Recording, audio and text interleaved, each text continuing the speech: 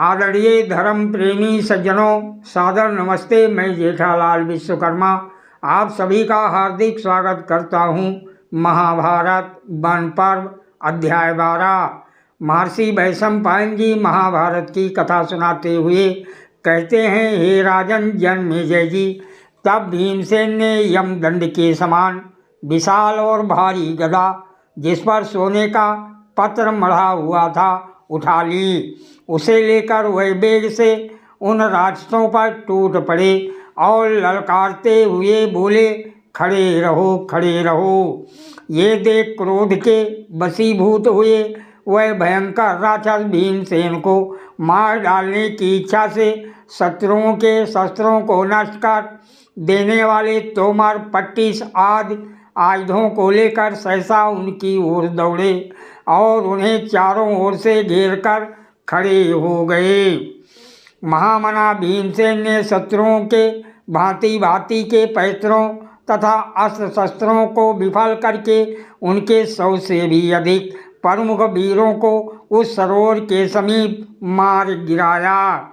भीमसेन जी का पराक्रम, शारीरिक बल, विद्या बल और बाहुबल देखकर वह वीर राक्षस एक साथ संगठित होकर भी उनका वेग सहने में असमर्थ हो गए और सहसा सब ओर से युद्ध छोड़कर निवृत्त हो गए, अर्थात भाग चले। हे भरतश्रेष्ठ, तदंतर भीमसेन जी ने अनेक प्रकार के बहुमूल्य, दिव्य और निर्मल बहुत से सौगंधिक कमल पुष्प एकत्र कर लिए। इधर जब भीमसेन कहीं दिखाई नहीं पड़े, तब वह शत्रु दमन धर्मपुत्र राजा युधिष्ठिर ने महारानी द्रौपदी तथा पास ही बैठे हुए नकुल सहदेव से युद्ध भूमि में भयंकर कर्म करने वाले अपने भाई भीमसेन के संबंध में पूछा।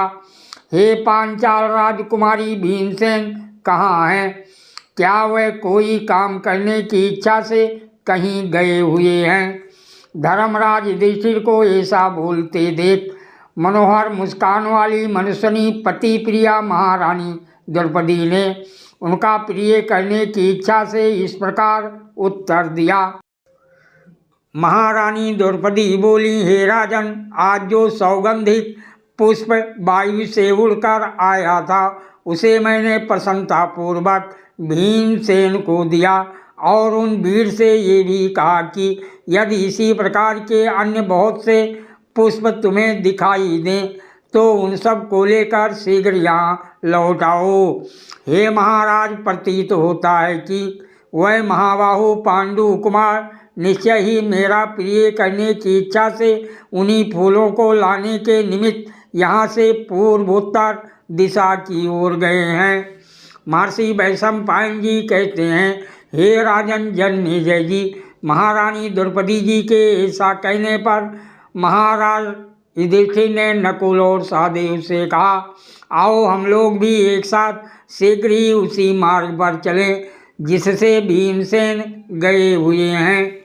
उन सब ने शीघ्रतापूर्वक जाकर सुंदर वनस्थली से सुशोभित वो अत्यंत मनोरम सरोवर देखा, जिसमें सौगंधिक कमल पुष्प खिले हुए थे। उस सरोवर के तट पर उन्होंने मनस्वी महामना भीमसेन को तथा उनके द्वारा मारे गए बड़े बड़े नेत्रों वाले यक्षों अर्थात राक्षसों को भी देखा। भीमसेन जी को देखकर धर्मराज युधिष्ठिर जी ने उन्हें बार बार हृदय से लगाया और नम्र वाणी में कहा, हे कुंती नंदन, तुमने ये क्या कर डाला? तुम्हारा कल्याण हो। खेद से कहना पड़ता है कि तुम्हारा ये कार्य साहसपूर्ण तो है, परंतु विद्वानों की दृष्टि में अनुचित है। यदि तुम मेरा प्रिय करना चाहते हो तो फिर ऐसा काम कभी मत करना। भीमसेन जी को ऐसा उपदेश करके उन्होंने पूर्वोक्त सौगंधिक पुष्प ले लिए तथा वह देवोपम पांडव उसी सरोवर के तट पर इधर उधर भ्रमण करने लगे। वहाँ आनंदपूर्वक विचरते रहे और गंधमादन पर्वत के शिखरों पर अर्जुन के आगमन की प्रतीक्षा करते रहे। उस सौगंधिक सरोवर के तट पर निवास करते हुए धर्मराज युधिष्ठिर जी ने ब्राह्मणों तथा द्रौपदी सहित अपने भाइयों से इस प्रकार कहा, ये सिद्धों से सेवित पुण्य प्रदेश कुबेर जी का निवास स्थान है। अब हम कुबेर के भवन में कैसे प्रवेश करें, इसका उपाय सोचो। महाराज युधिष्ठिर जी के ऐसा कहने पर पुरोहित महर्षि धौम्य जी ने कहा, कुबेर के इस आश्रम से आगे जाना संभव नहीं है, ये मार्ग अति दुर्गम है। हे राजन, तुम जिस मार्ग से आए हो उसी मार्ग से विशाला बदरी नाम से विख्यात नर नारायण के आश्रम को लौट चलो। तब महाराज युधिष्ठिर जी ने महर्षि धौम्य की बात स्वीकार कर ली और पुनः नर नारायण आश्रम में लौटकर भीमसेन आदि सब भाइयों और महारानी द्रौपदी जी के साथ वहीं रहने लगे। उनके साथ आए हुए ब्राह्मण भी वहीं सुखपूर्वक निवास करने लगे। सादर प्रणाम। जय श्री कृष्ण।